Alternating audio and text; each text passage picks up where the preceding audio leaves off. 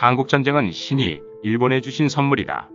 미국의 태평양 전쟁에서 패한 이후 극심한 경제난과 열도 분할의 위기에서 일본을 구한 것은 한국전쟁이었습니다. 한국전쟁으로 인해 일본은 연합국의 전쟁물자 생산기지 역할을 하며 전쟁 특수를 누렸고, 미국과 소련을 중심으로 한 냉전시대에 자유진영의 최전선이란 이유로 영토 분할의 고통을 한국이 겪어야만 했습니다.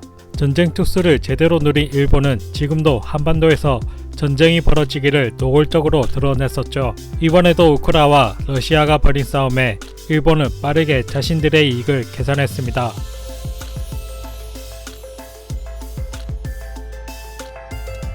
이번에 발생한 싸움으로 인해 러시아의 군사력이 전 세계에서 재조명되고 있습니다.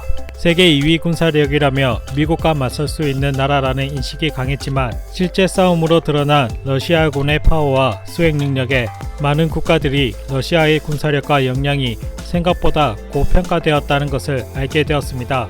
러시아군이 우크라이나를 쉽게 이기지 못하고 장기전 양상을 보이자 일본은 그동안 저자세로 러시아의 구리 열도를 달라고 나왔지만, 이번에는 강하게 요구하며 구리 열도를 요구하고 있습니다. 러시아가 전 세계로부터 경제 제재를 받고 군사적으로도 신경을 쓰고 있기 어려울 때 구릴 열도를 자국화하려는 것이죠. 거기다가 미국에 일본 재무장을 주장하며 자위대가 아닌 군대 조직을 갖추려고 하고 있습니다.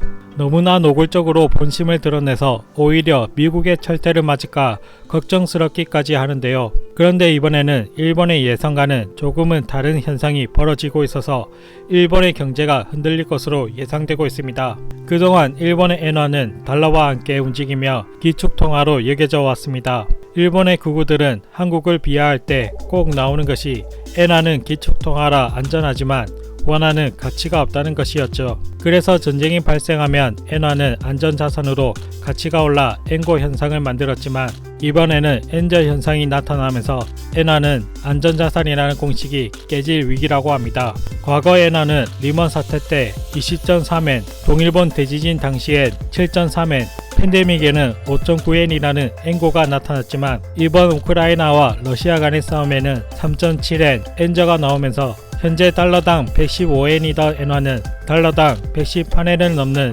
엔저 현상을 보이고 있습니다. 이것은 한국은 물론 주요국 통화보다 더 많이 오른 수치라고 합니다.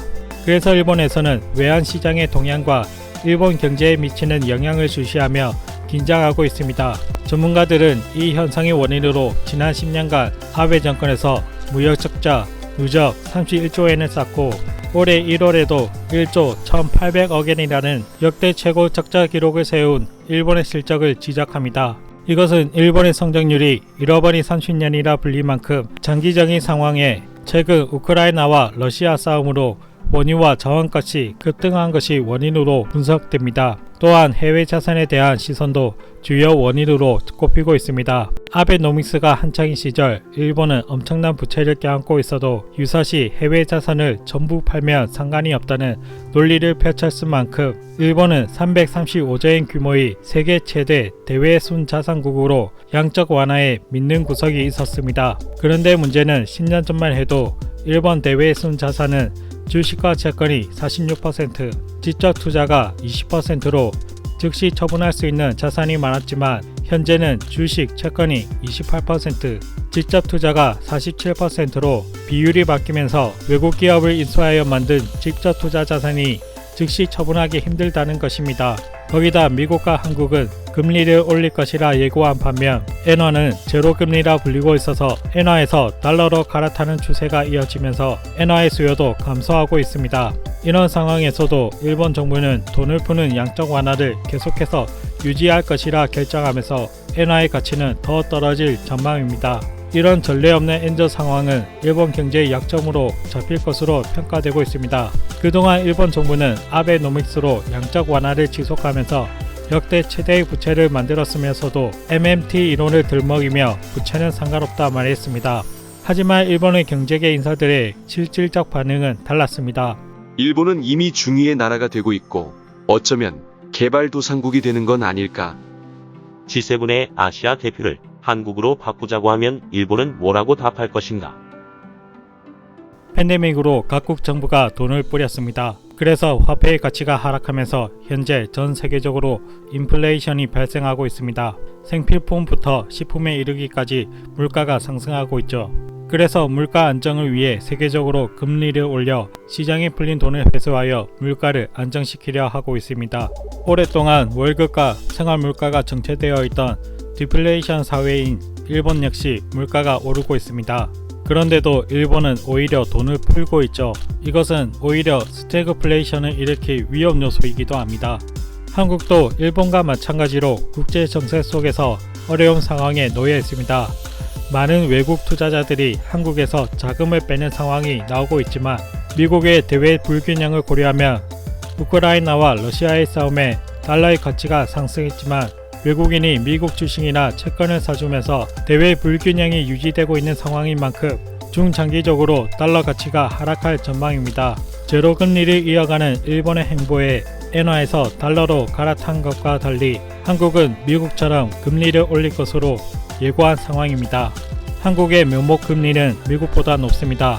원 달러 환율에 영향을 주는 실질 금리는 한국이 미국보다 훨씬 더 높은 수준을 유지하고 있습니다. 10년 만기 국채 수익률에서 소비자 물가 상승률을 뺀 것을 실질 금리라 하면 올해 2월 한국이 마이너스 0.97%로 미국의 마이너스 5.9%보다 4.97포인트나 높기 때문에 일본 화폐와는 다른 전망이 예상되고 있습니다. 그리고 무역 적자 31조엔을 기록한 일본과 달리 한국은 경상수지가 흑자를 기록하고 있습니다. 지난해 경상수지 흑자가 883억 달러로 GDP 4.9%에 이르는 수치인데요.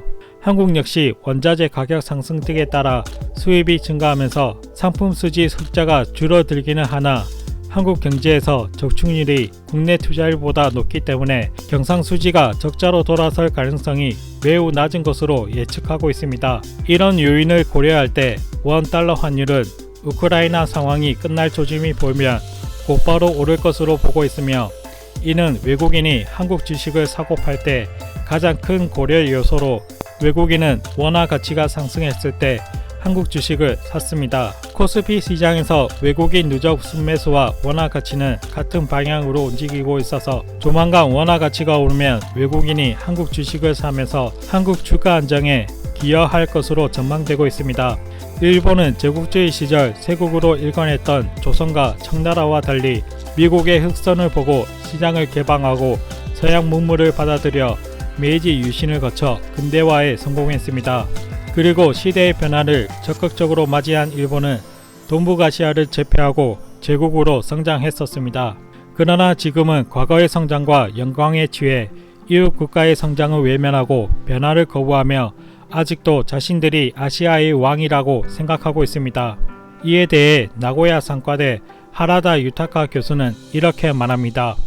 중국 청나라 왕조 말기의 관료들은 이대로 좋다고 생각했었다. 현재 일본 관료들도 바꾸지 않아도 좋다며 아무런 행동도 안 하고 있다.